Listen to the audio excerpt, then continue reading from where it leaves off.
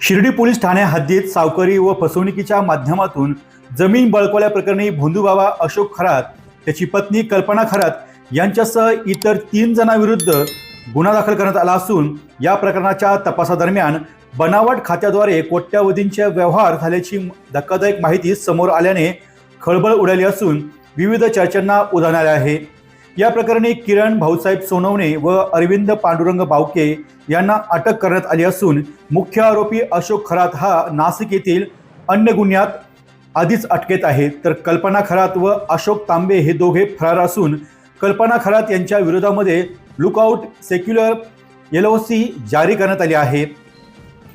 तपासादरम्यान समता नागरी सहकारी पतसंस्था राहता येथे उघडण्यात आल्याचे उघडकीस आले आहे।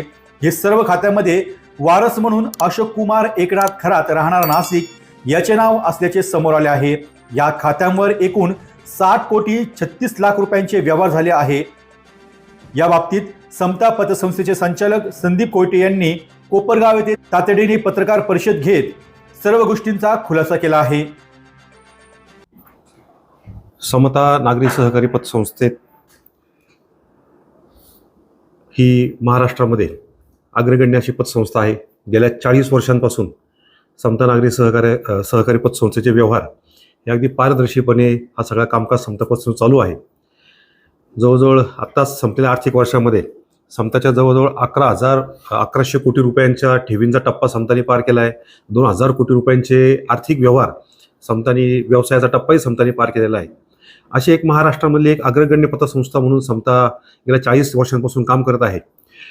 आणि या संस्थेवर सध्या जे सध्या जे काही कॅप्टन खरात यांचं जे काही गुन्हेगारी पार्श्वभूमीच्या याच्यावरचं वातावरण सगळ्या महाराष्ट्रात देशात चालू आहे, तर समतावरही काही प्रमाणात आरोप हे मीडियाकडून करण्यात येत आहेत किंवा सामान्य नागरिकांकडून करण्यात येत आहेत।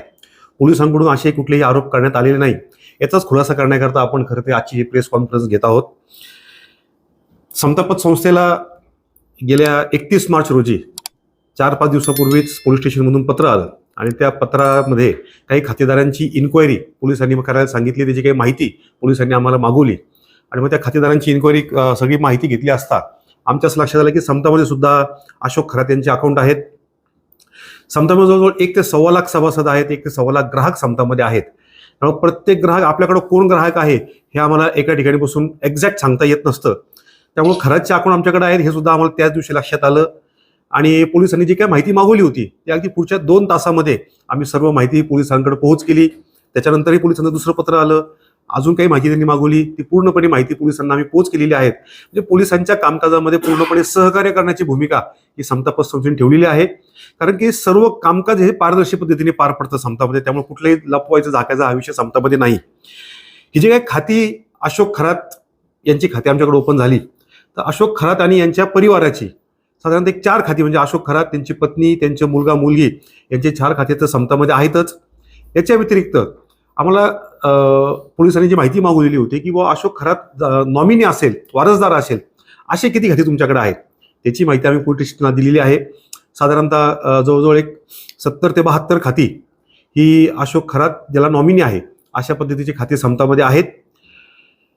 पण या सर्व खात्यांची KYCची पूर्तता सहकार खात्यांनी जी काय पतसंस्था चालकांना, बँकिंग चालकांना जी काही निर्बंध घालून दिलेले आहेत, शासनाने जी काही निर्बंध घालून दिलेले आहेत त्याप्रमाणे जे काही KYC करायचं बंधन पतसंस्थांवर आहे तशी पूर्णपणे KYC ही खातेदारांची, हे खाते 2021 मध्ये झालेले आहेत आणि तेव्हाच ही खाते करतानाच KYC पूर्ण आपण करून घेतलेली आहेत। या सर्व खात्यांचं मध्ये जे काही व्यवहार झालेले आहेत हे व्यवहार सुद्धा पूर्णपणे कायदेशीर नियमाप्रमाणे हे सगळे व्यवहार झालेले आहेत। याच्यामध्ये कुठेही बनावट खाते उघडले किंवा चुकीचे व्यवहार, आर्थिक व्यवहार केले असं कुठेही समता पतसंस्थेमध्ये घडलेलं नाही। सर्व कायदेशीर गोष्टींची पूर्तता करूनच त्या खात्यांमध्ये व्यवहार आतापर्यंत झालेले आहेत। आणि गेल्या जानेवारी जानेवारी 26 या महिन्यामध्ये या सर्व खाते, या खात्यांमधला जो बॅलन्स आहे तो त्या सर्व खातेदारांनी विड्रॉल केलेला आहे। आजच्या मितीला त्या खात्यांना, अशोक खरात परिवाराचे खाते जर सोडले तर इतर खात्यांना काही फार मोठ्या प्रमाणात बॅलन्स शिल्लक नाहीये। खरात यांच्या परिवाराचा जो काही बॅलन्स आहे साधारणतः 30 ते 35 लाखाच्या आसपासची रक्कम त्यांच्या खात्यामध्ये आहेत। पोलिसांच्या सृष्टीनुसार ही सर्व खाते आम्ही फ्रीज केलेले आहेत. त्या खात्यांवर पोलिसांच्या परवानगीशिवाय कुठलेही व्यवहार इथून पुढे भविष्यात करता येणार नाहीयेत. जी काही माहिती मीडियामध्ये सगळीकडे जात आहेत, ही माहिती कुठेतरी मीडिया नेहमीच पोलिसांना मदत करत असतं कुठल्याही गुन्ह्याच्या तपासा करतात, परंतु त्या बातम्यांची मदत पण होते. परंतु समता ही एक आर्थिक संस्था आहे. हिच्याबाबत जर काही चुकीच्या किंवा विपर्यास्त बातम्या जर मीडियामध्ये गेल्या तर त्याचा परिणाम समताच्या लाखो ठेवीदारांना होऊ शकतो आणि तो व्हायला नको. म्हणून आम्ही ही आजची पत्रकार परिषद घेण्याची भूमिका आणि समताची काय भूमिका आहे ती स्पष्ट करण्याकरता आम्ही या ठिकाणी आलेलो आहोत. माझी मीडियाला आणि लोकांना एकच विनंती आहे, कृपया या बाबतीतल्या चुकीच्या अफवा ज्या आहेत ह्या कुणी पसरू नये.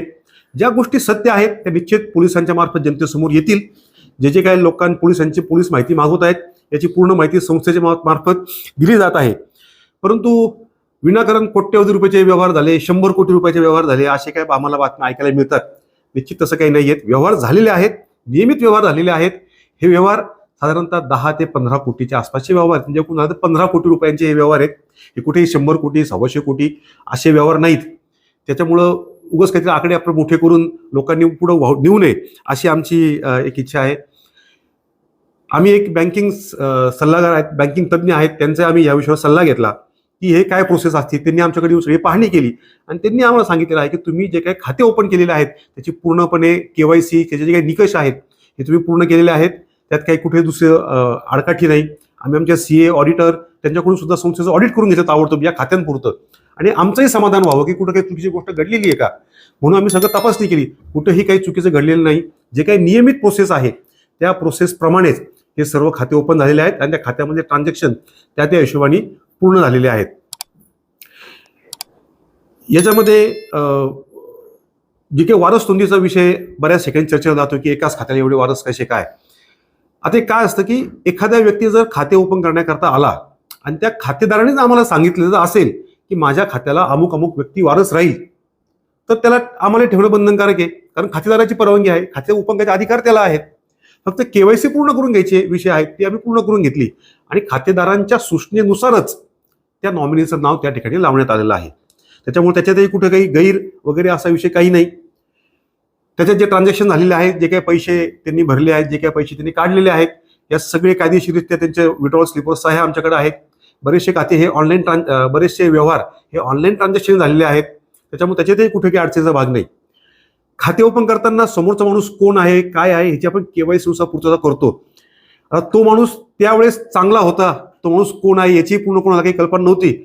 अचानक त्या माणसाचे सगळे अवगुण आपल्या सगळ्यांसमोर आले आणि सगळेच महाराष्ट्र पूर्णपणे हादरला गेला. निश्चित आम्ही सुद्धा त्याचा हादरलो गेलेलो आहोत की असे काही व्यवहार काही लोक करू शकतात. त्यामुळं एक सामान्य सभासद जसा असतो तसं तो सभासद म्हणून आमच्याकडे होता. त्यांनी आमच्याकडे ग्राहक म्हणून आमच्याकडे व्यवहार केलेले आहेत. तर हीच माहिती आपल्या मार्फत आम्हाला लोकांपर्यंत पोहोचवायची होती. धन्यवाद.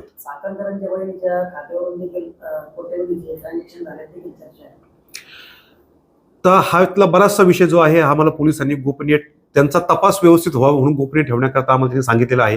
त्याच्यामुळं प्रत्येक खातेदाराचं नाव आम्हाला सांगता येणार नाही. आता अशोक खरं विषय माहिती सांगतो कारण तो व्यक्ती तिथं आतमध्ये आहे.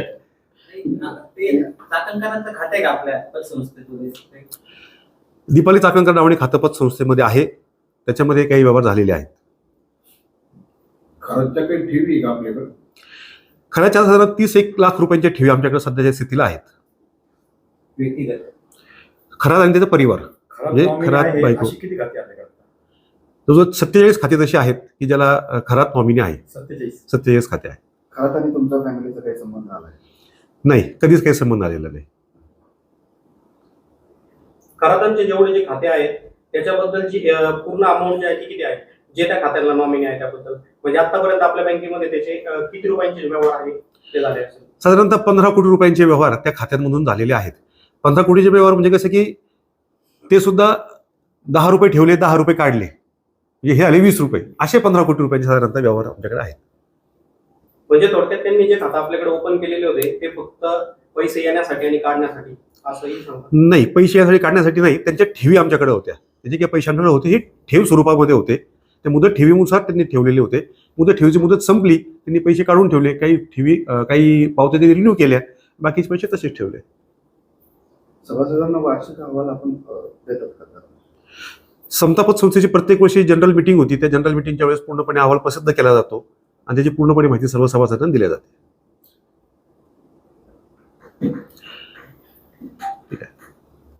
डी न्यूज वृत्तवाहिनी सामाजिक, शैक्षणिक, राजकीय, धार्मिक, सहकार, सांस्कृतिक, कृषी या सर्व चालू घडामोडींचा वेध घेणारी वृत्तवाहिनी.